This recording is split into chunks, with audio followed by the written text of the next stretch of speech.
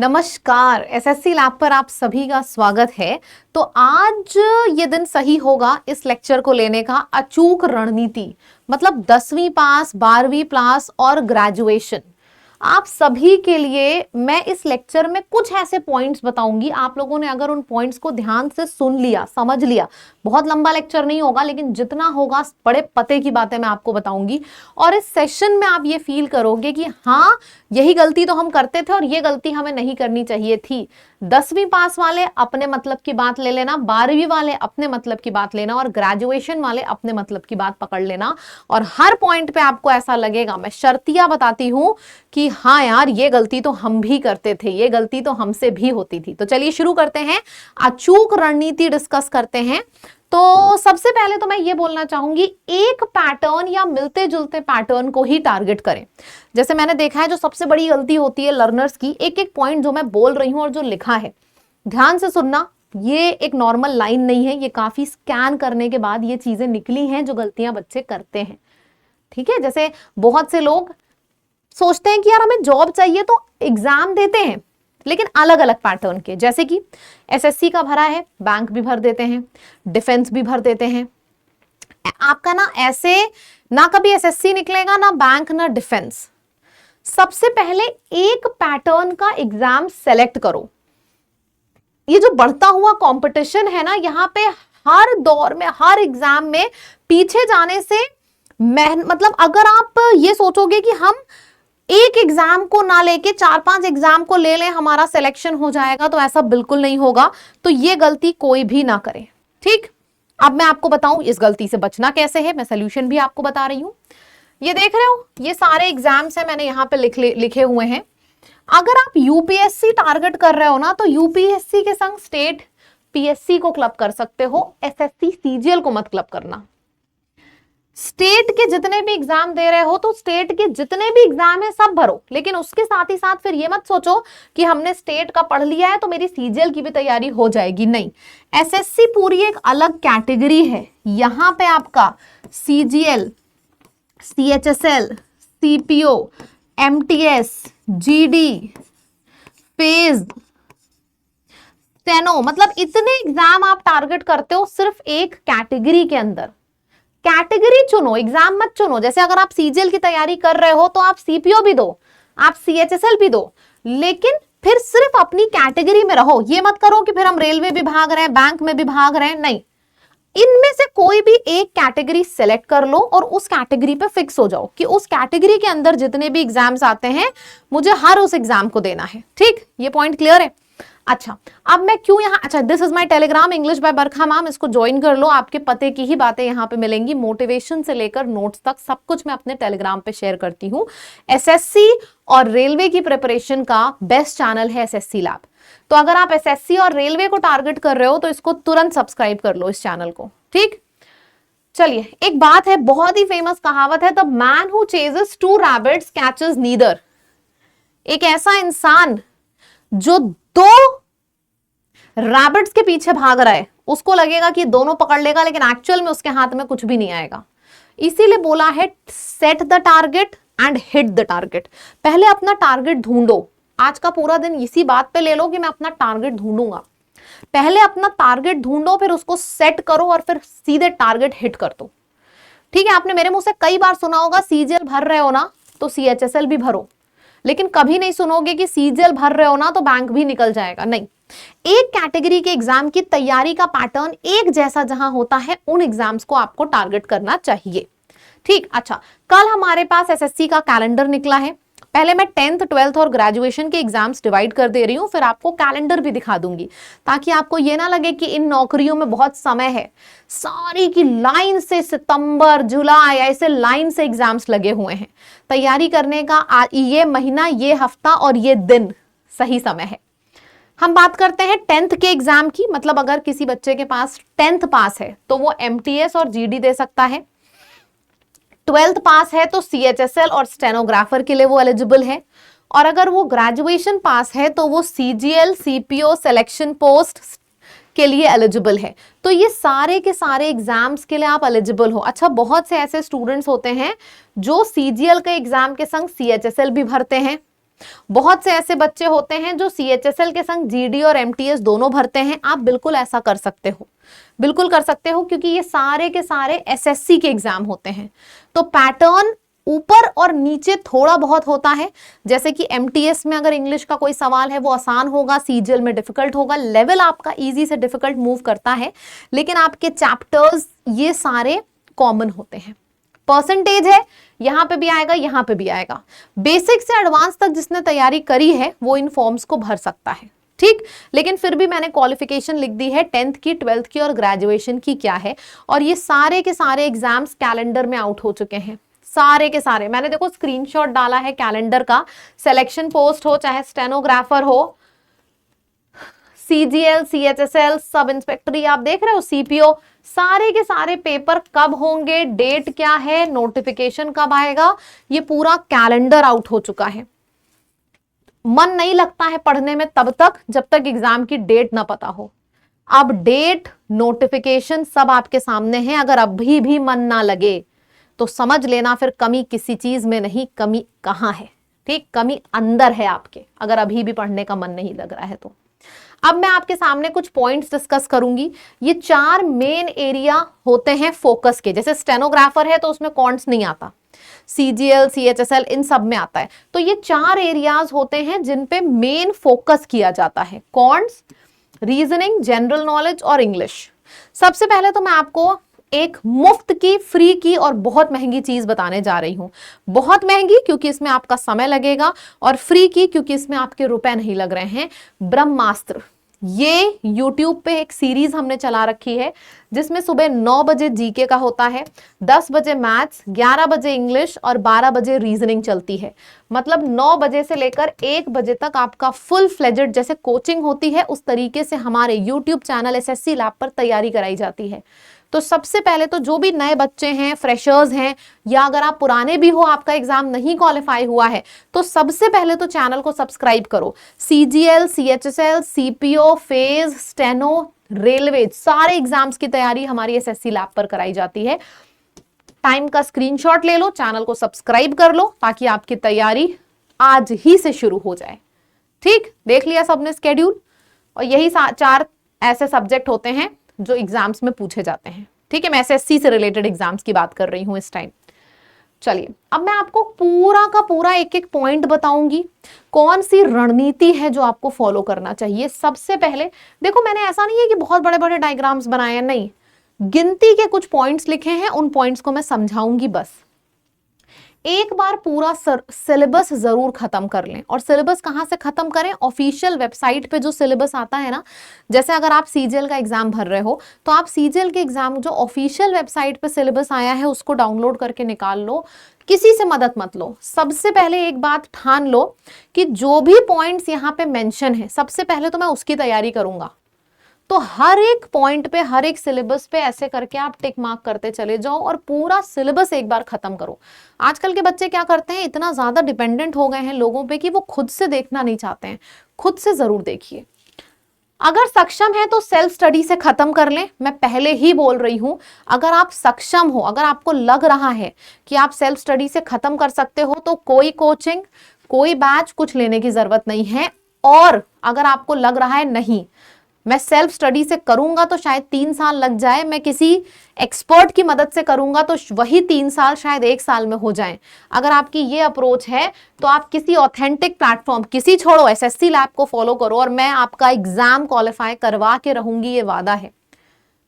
हजारों बच्चे यहां से सेलेक्ट हुए हैं, SSC और रेलवे की मैं बात कर रही हूं, शायद अगला नाम आपका ही हो, बट भरोसे की जरूरत है, ठीक है। अच्छा, कैसे पता चलेगा सेल्फ स्टडी से आप खत्म कर पाओगे कि नहीं? बहुत सिंपल सा लॉजिक है। मॉक टेस्ट डाउनलोड कर लो, कोई भी 3, प्री के और मेंस के, उनको आप करके देख लो और उस साल के कट ऑफ से मैच कर लो। अगर आपका कट ऑफ क्रॉस हो रहा है या फिर उसके आसपास आप हो, किसी कोचिंग, किसी चैनल को ज्वाइन करने की जरूरत नहीं है। सपोज 200 में से 153 इस बार का कट ऑफ था, अगर आपने मॉक टेस्ट दिया, आपका 145 तक आ रहा है या 150 तक, आप कुछ मत ज्वाइन करो, सेल्फ स्टडी से कर लो। लेकिन अगर आपका 130, 35, 40 मतलब ऐसे आ रहा है कि आपको लग रहा है नहीं मैं सेल्फ स्टडी से शायद ना पहुंच पाऊं क्योंकि हर बार कट ऑफ बढ़ता है, तब आप जरूर एक्सपर्ट एडवाइस लीजिए। कोई भी इसमें गलत काम नहीं है। टाइम बर्बाद करना बेहतर नहीं होता है। ये एक वन टाइम इन्वेस्टमेंट होती है। आप हमारे बैचेस को ज्वाइन करो चाहे किसी और को, हर कोई बहुत अच्छा है, लेकिन किसी एक्सपर्ट से तैयारी करो अगर आपको लग रहा है कि आप कट ऑफ से दूर हो तो। ठीक है, तो ये मैं या कोई और आपको नहीं बताएगा, ये आप खुद तय करोगे एग्जाम देके। सबसे पहली चीज किसी भी एग्जाम को तैयार करने की ये होती है। फिर हम बात करते हैं आज के डिजिटल दौर में रिसोर्सेस की कमी तो बिल्कुल नहीं है। अभी से अगर हम 8-9 साल पहले की बात करें, बच्चे जाते थे कोचिंग्स में और वहां पे OMR पे टेस्ट दिया करते थे। अभी ये डिजिटल वर्ल्ड है कि आप ऐसे उंगली घुमाओगे ना 10 टेस्ट आपके सामने आ जाएंगे। रिसोर्सेस की कमी नहीं है। पहले मैं कहूंगी ज्यादा आसान जिंदगी थी क्योंकि हमें पता था ये चीज करनी है और कोई ऑप्शन नहीं है। अब ज्यादा कठिन है क्योंकि अब इतने रिसोर्सेज हैं कि अब आप घूम ही जाते हो। मतलब मैंने देखा है कुछ कुछ बच्चों को, जैसे परसेंटेज उठाया, ठीक है, अब पर या फिर नाउन उठाया, 4 यूट्यूब चैनल है तो चारों से नाउन पढ़ेंगे। अरे भैया, हर टीचर के पढ़ाने का मेथड अलग होता है। किसी भी एक टीचर पे भरोसा करो एक सब्जेक्ट से रिलेटेड, और फिर वो टीचर जो जो कह रहा है उसकी सारी बातें फॉलो करो। ये बिल्कुल मत करो कि आज तुम यहां से परसेंटेज पढ़ रहे हो कल वहां से पढ़ रहे हो। ठीक है, रिसोर्सेज लिस्ट जो है आपकी एक रखो, ऐसा मेरा मानना है। अधिक से अधिक आप 2 तक पहुंच सकते हो, लेकिन जो एक लिस्ट रखता है रिसोर्सेज की वो बेस्ट प्लेयर होता है एग्जाम का। Dedicate at least 6 to 8 hours of focused study. और यहां पे एक शब्द है जो मैंने नहीं बोला है और वही सबसे ज्यादा जरूरी है, डेली। अभी मैंने लेक्चर लिया, आप बहुत जोश में आ गए डेली भाई साहब 8-8 घंटे तैयारी चल रही है, 1 हफ्ते 2 हफ्ते, फिर जोश कम पड़ने लगता है। किसी दिन मूवी देखने चले गए, 3 ही घंटे में काम हो गया। इतना याद रखो, कंसिस्टेंसी इज द की। आप चाहे 8 नहीं 10 घंटे पढ़ो एक महीने, आपका एग्जाम नहीं निकलेगा। लेकिन अगर आप 6 से 8 घंटे 7 घंटे डेली पढ़ रहे हो एग्जाम तक, आपका एग्जाम डेफिनेटली निकलेगा। ऐसा नहीं होता है कि एग्जाम निकालना बहुत मुश्किल होता है। एग्जाम निकालने का रास्ता बहुत बोरिंग है और उस रास्ते पे कोई चलने के लिए तैयार नहीं होता है। और रास्ता क्या है? Simple, boring and simple. Daily 7 से 8 घंटे दो विदाउट एनी फेल। थक गए हो फिर भी पढ़ो। बहुत ज्यादा तबियत सही नहीं लग रही है, कोई बात नहीं, 6 का 4 घंटे पढ़ लो। घर में गेस्ट आए हैं फिर भी पढ़ो। मूवी देखने का मन कर रहा है, छोड़ दो मन को, फिर भी पढ़ो। Get out of your comfortable zone, तब सक्सेस मिलेगी। सक्सेस कभी भी कंफर्टेबल जोन में नहीं मिलती है। Success is a very very very uncomfortable procedure. जब आप फील करोगे अनकंफर्टेबल, हाँ अब मैं अनकंफर्ट में हूं, तब समझ लेना आप सक्सेस की राह पे हो, तब मिलेगी सक्सेस। एग्जाम को टारगेट करो, set the target, hit the target. ठीक, तो ये चीज फॉलो करेंगे। और ये वर्ड सबसे इंपॉर्टेंट है, डेली। अब डिवाइड द टाइम प्रॉपरली। अरे मेरी रीजनिंग बहुत आसान है, नंबर आ जाता है, मैं रीजनिंग को सिर्फ 15 मिनट दूंगा। ना जी ना, रीजनिंग भी आपकी 50 नंबर की होती है, मैथ्स भी, इंग्लिश भी और जीएस भी। तो आपकी अच्छी है, नंबर आ रहे हैं, इसका मतलब ये नहीं है कि समय नहीं देना है, प्रॉपर समय दीजिए भाई। अकल की बात क्या है, जहां नंबर नहीं आ रहे हैं वहां पे 4-4 घंटे दो, या फिर जहां पे नंबर आ रहे हैं वहां पे थोड़ा सा समय दो और 50 के 50 नंबर पहले अपनी झोली में कर लो। ऐसा तो नहीं है ना रीजनिंग 20 नंबर की है और इंग्लिश आपकी 60 नंबर की है। प्री में इंग्लिश, रीजनिंग, मैथ्स, जीएस सब 50 नंबर का होता है। तो ये गलती मत करना, टाइम डिविजन एकदम एक्यूरेट रखना। A time frame aligned with your strength, 8 months to 1.5 years। अगर बच्चा बहुत फोकस्ड है, 1 साल में उसका एग्जाम निकलता है।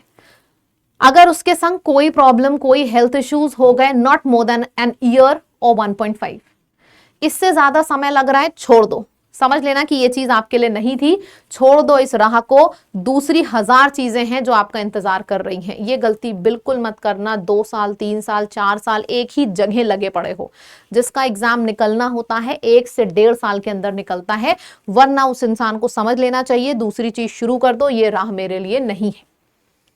इतनी चीज समझ में आ गई। देन सारे पॉइंट्स, ये पॉइंट्स नहीं है, ये जितने पॉइंट्स है ना, ये 10-10 साल का एक्सपीरियंस है जो निकल रहा है, जो मैंने सोचा सबसे पहले अपने सारे स्टूडेंट्स को बता दूं, चाहे वो फ्रेशर्स हैं, चाहे वो सीजीएल की तैयारी कर रहे हैं, सीएचएसएल की, सीपीओ की, सबसे पहले आपको मैं ये बताना चाह रही थी। फिर बात करते हैं रिवाइज एंड रिवाइज। एक बार पढ़ाई कर ली, सारे टॉपिक्स कंप्लीट हो गए, फिर भी 8 घंटे से 4 घंटे नहीं पहुंचाना है समय।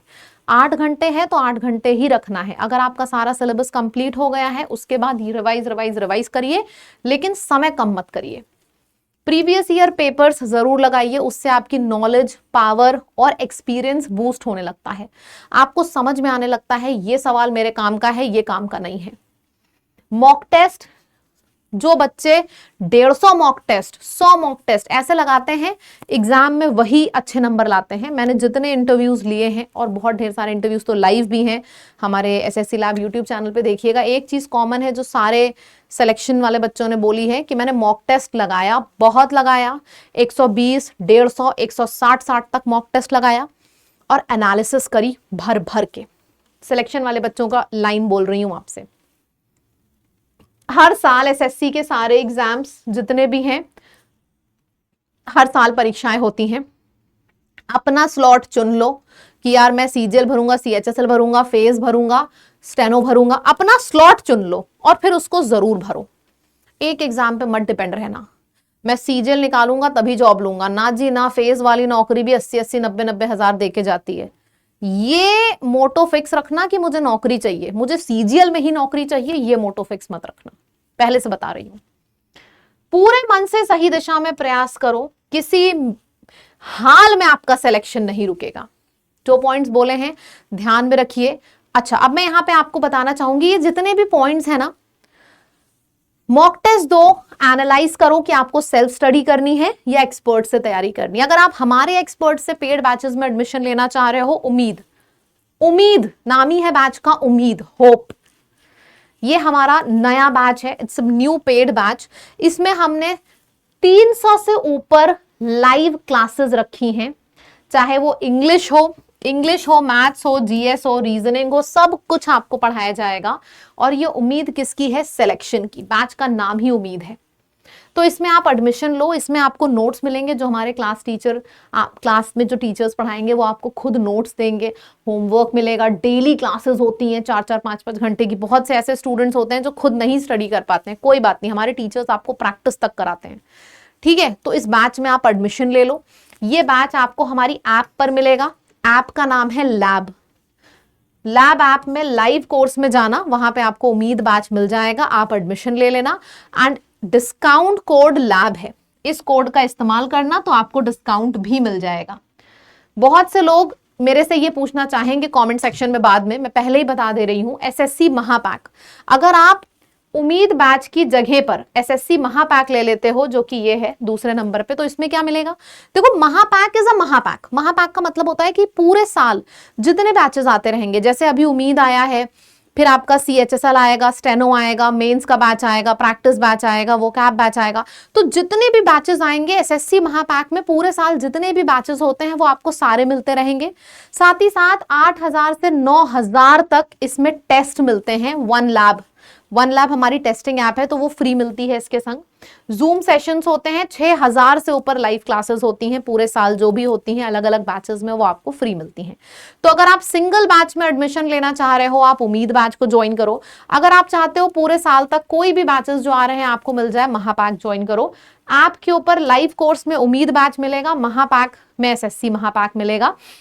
महापैक का एक और फायदा है, अगर आप महापैक ई बुक वाला ऑर्डर कर रहे हो तो आपको ई बुक्स मिल जाएंगी, जिसको हम प्रैक्टिस किताबें हमारी होती हैं।